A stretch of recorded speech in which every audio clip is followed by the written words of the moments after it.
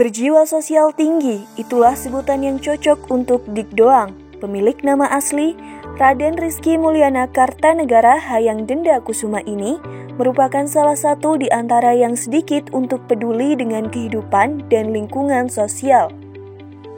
Ia adalah seorang seniman yang berhasil mendirikan sekolah alam tak berbayar alias gratis yang bertempat di Kompleks Alvita, Blok G, nomor 14, Sawah Baru, Kecamatan Ciputat, Kota Tangerang Selatan, Banten. Berawal dari rasa keprihatinan dengan terpuruknya pendidikan di Indonesia, pada tahun 2004, Dik Doang mendirikan sekolah bagi anak-anak kurang mampu yang tidak dapat menerima pendidikan dengan layak. Sekolah yang bertemakan alam ini diberi nama Kandang Jurang Doang yang berdiri di kawasan tempat tinggalnya. Mulanya sekolah milik pelantun lagu pulang tersebut dibuka untuk anak-anak sekitar rumahnya yang kurang mampu. Namun seiring berjalannya waktu, Kandang Jurang Doang juga telah dibuka sebagai tempat wisata edukatif bagi setiap orang. Kandang Jurang Doang itu berawal dari rumah BTN harga 8 juta tahun 86, tipe 65. Pemberian ibu saat kakak dan adik melihat kondisi rumah itu, dia tidak mau. Saya yang tidak datang, saya justru menyatakan sudah saya di sana saja. Kalau sekarang menjadi tempat wisata, itu sungguh di luar dugaan. Melalui Kandang Jurang Doang, ia berinisiatif untuk memperkenalkan pendidikan dengan mengembangkan bakat anak-anak khususnya dalam bidang seni. Sebab menurutnya, dengan mulai belajar seni, maka anak-anak akan menemukan sebuah keindahan. Ya sejujurnya saya ini orang bodoh, tidak naik kelas, tidak pernah berprestasi sama sekali dalam dunia pendidikan. Tahu rasanya, tidak enak. Ya ngenes, udah bodoh, miskin lagi. Wah itu penderitaan tiada terukur itu. Maka saya buatlah Kandang Jurang Doang ini agar orang-orang tidak sama nasibnya seperti saya. Jadi apa yang dipelajari yaitu seni. Seni itu keindahan. Dan keindahan itu pada awalnya sudah ada di surga. Seni itu tua sekali. Ya, dia turun terpercik jatuh menetes ke bumi. Bumi awalnya indah. Sekarang karena terkontaminasi oleh manusia, ya bumi jadi rusak sebagian seperti ini.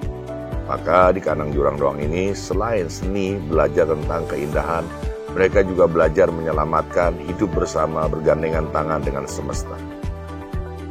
Bukti nyata dari seorang Dik Doang terhadap pendidikan anak-anak dan sebuah seni adalah dengan membangun sekolah yang berkonsep berbeda dari sekolah pada umumnya. Penyanyi sekaligus pembawa acara ini mengajarkan pelajaran seni yang seimbang. Berbeda dengan sekolah lainnya, Kandang Jurang Doang menjadi wadah seru bagi anak-anak. Di sana anak-anak diajak bermusik, bernyanyi, menari, kriya, melukis, dan fotografi. Meski begitu, dirinya mengaku tidak terlalu berharap dan memaksa setiap anak yang berada di Kandang Jurang Doang untuk meraih suatu prestasi. Teman-teman harus tahu Kandang Jurang Doang itu dibangun, fondasinya adalah cinta. Cinta itu siap dibebani, mengasihi, menyayangi, melindungi. Catat yang ini. Memberi harapan tanpa berharap. Saya ulang ya. Karena banyak orang mengaku pencinta tapi dia keliru. Cinta itu memberi harapan tanpa berharap. Saya tidak pernah berharap. Saya melakukan ini dengan cinta. Dan cinta itu kelak melahirkan rasa tidak mengenal lelah. Jadi kalau kamu menyintai, bayangkan keburukannya saja kamu tidak lihat. Apalagi kamu berharap dari apa yang kamu cintai berprestasi. Aku tidak pernah berharap kecuali berharap kepada Allah. Sekolah Kandang Jurang Doang dari segi infrastruktur bersifat outdoor yang bersentuhan langsung dengan alam. Dengan mengedepankan aspek budi pekerti dan juga kepemimpinan, anak-anak dapat langsung menikmati suasana yang begitu indah seperti halnya di pedesaan yang didominasi dengan tanaman hijau rindang dan udara yang sejuk. Namun, terdapat juga infrastruktur yang bersifat indoor seperti Museum Kandang Jurang Doang yang bernuansa historis. Nama saya Anggita, Saya kesini bersama keluarga, itu tujuannya untuk sekedar refreshing lah bersama keluarga, menghabiskan akhir pekan bersama keluarga. Digdoang sendiri berharap agar anak-anak memiliki ilmu yang bermanfaat bagi diri mereka dan dapat diamalkan kepada orang lain.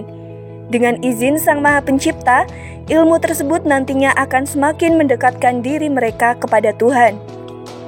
Aku melakukan ini lillahi ta'ala, bukan karena menuntaskan kemiskinan. Orang miskin tetap harus ada, dan saya bukan menteri sosial juga. Kalau saya niatkan hanya lillahi ta'ala, itu akan kemana-mana, suka-suka Allah.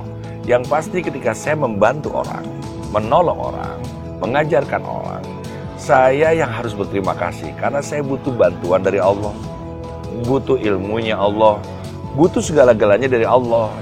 Di mata sahabat, sosok Digdoang yang kerap disapa Om Dik ini sangat menyenangkan dan menginspirasi banyak orang, terutama bagi anak-anak.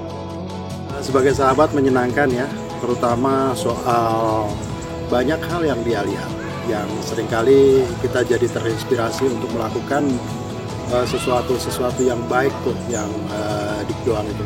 Dia inspirator, inspirasinya luar biasa banget. Secara kalimat juga tertata dengan baik, motivator yang baik, terutama bagi anak-anak tuh jiwa kesabarannya, intensitas luar biasa. Dan Digdoang juga dalam konteks bagaimana memahami agama, mengimplementasikan itu dahsyat banget.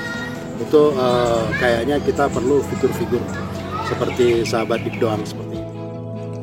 Memang benar adanya seorang Digdoang dapat begitu menginspirasi kita bahwa dengan bentuk kepedulian dapat membuat masa depan anak-anak menjadi lebih baik lagi. Sebagai generasi beradaban, kita harus saling bekerja sama dalam menyukseskan pendidikan anak-anak Indonesia agar kedepannya menjadi generasi yang cemerlang. Ya, hidup adalah proses ya. Dan proses adalah perubahan. Perubahan itulah yang menandakan kita hidup. Kalau kita hidup takut akan perubahan, sesungguhnya kita sudah mati. Atau kita tetap hidup tapi dalam kemiskinan jiwa dan hati. Jadi kesejatian adalah perubahan itu sendiri. Jangan takut untuk berubah.